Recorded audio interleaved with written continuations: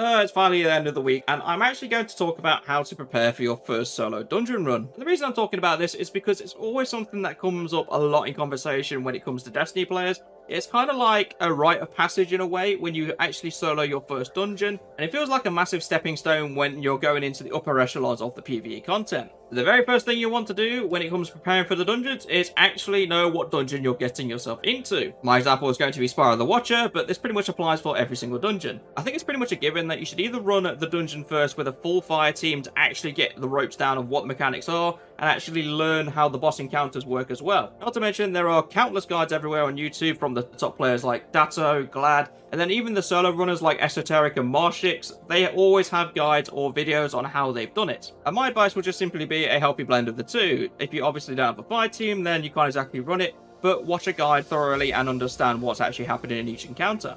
Second piece of advice is know your build, and what I mean by this is you've constructed a build for yourself that works for you, and on top of that you can use it to effectively survive any encounter you face. For example, for my hunter, I have a similar kind of build to what's meta, if you want to call it meta, out there, but I've kind of fine-tuned it into my own way because I'm using orbs of power and I'm not relying too much on the 1-2 punch kind of thing for this build. Obviously, if you want to check that out, there is the eye icon up above that you can go and have a look. But the main point is that you need to find a build that works for you and will allow you to survive pretty much anything you can come up against, and then also supply the fact that you need to be doing a lot of damage because you're the only one in the instance. Take my build, for example, I use Wither Horde, which at this moment in time for the season of Seraph, we have a weekend clear. It's a no-brainer to be using a grenade launcher to debuff enemies. I'll couple that with Out of Bounds machine gun. I would love to personally be using Icolos, but I don't have one yet. But this is very nice because it literally just gives me loads of orbs of power on cue whenever I need them. And overall, it's just a very good gun for eliminating red bars. And my power weapon is actually wrong. It's not Release Regret that I use for this build. It is Cataclysmic. And the reason for that is because it has bait and switch. And that pairs really well with Wither Horde because every time Wither Horde hits,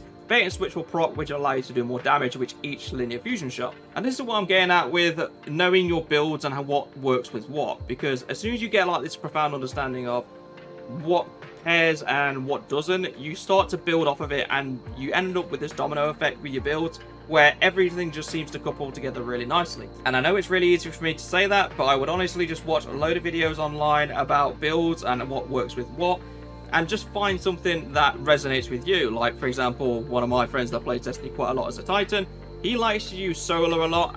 He doesn't really have a build, he's just kind of made one up himself, but he enjoys playing with it and he seems to survive to some kind of degree. Now then, step number 3, and this is where you're going to start dipping your toes into the pool. Because the first thing you're going to do is launch the dungeon, because you are going to try and just run it through. And I'm going to be brutally honest, do not expect to run solo flawless on your first attempt. It is not going to happen unless you are some kind of god of the game. The main point of you running the dungeon the first time round is just to learn how it feels solo. Because normally when you enter a dungeon, you'll have 1 or 2 fire team members backing you up, which does take the aggression off of you to some degree. Like, for instance, if you watch literally any solo guide, you can see the kind of mayhem that happens because every single enemy is gunning for you specifically. And what this actually ends up doing is, because you are constantly being shot at, you have to be aware of your surroundings at all times. You have to know where you can dip in and out to recover health if you need to, and also you need to be aware of what enemies to look out for. So in the instance of Spyro the Watcher, there are the supplicants that are at the entrance which you need to keep an eye out for, because literally if one of those detonate next to you, you are dead. And then not to mention there's 4 Pantheon turrets shooting at you non-stop, so yeah, that's fun as well.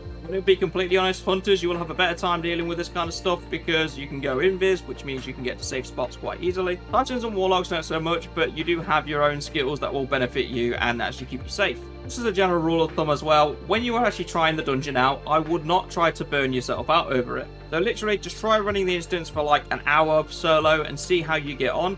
And it is literally going to be a game of practice until you get it right. Because ideally, the point you want to get at skill-wise and also knowledge-wise is you need to be able to clear out the instances quite comfortably. So taking Spyro the Watcher for an example, when you get to the point that you can get through the entrance and do the first encounter without any trouble, then you are starting to make really good progress and you should be able to start looking towards doing your actual first solo run.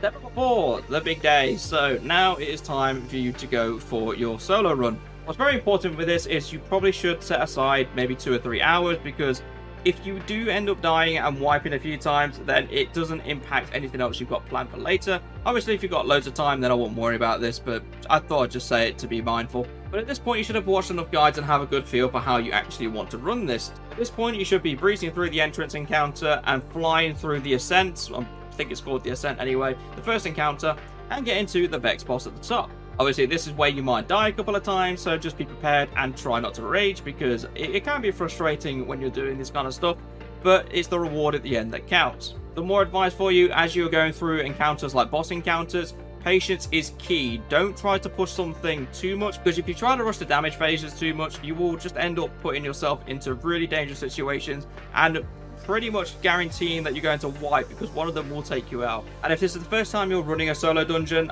don't worry about taking so many encounters to kill a boss, because it will be worth it at the end. So in reality, take as long as you want to actually beat the bosses, because there is no limit to how many DPS phases you can have. The final piece of advice I'm going to give is, if a build or a weapon doesn't seem to be working for you against certain enemies or bosses, don't be afraid to change your loadout about. When I ran Sparrow the Watcher for the first time myself, I was actually messing around with the weapon choices. I did eventually stick with Witherhoard and Cataclysmic, but I was swapping around with weapons quite a bit. A good example for this would be the Vex boss that's at the top of the tower. I actually used two different art weapons in my energy slot. I used the Out of Bounds machine gun, and I also used the Tripwire Canary bow, because the way I end up doing this is the Tripwire Canary bow is to take out any ads I come across along the way, and then also take out the harpies, because with the Out of Bounds submachine gun, the range is too far to actually deal with them effectively. Then when I'm finally ready to go into the DPS phase, I switch back to Out of Bounds, because using a bow to take out all those little red eyes is not going to happen, so switching to an SMG just works perfectly. And that is pretty much the end of the video. That's all you really need to know about preparing for dungeon. I know there's not a lot to it, and I'm making it sound very, very simple,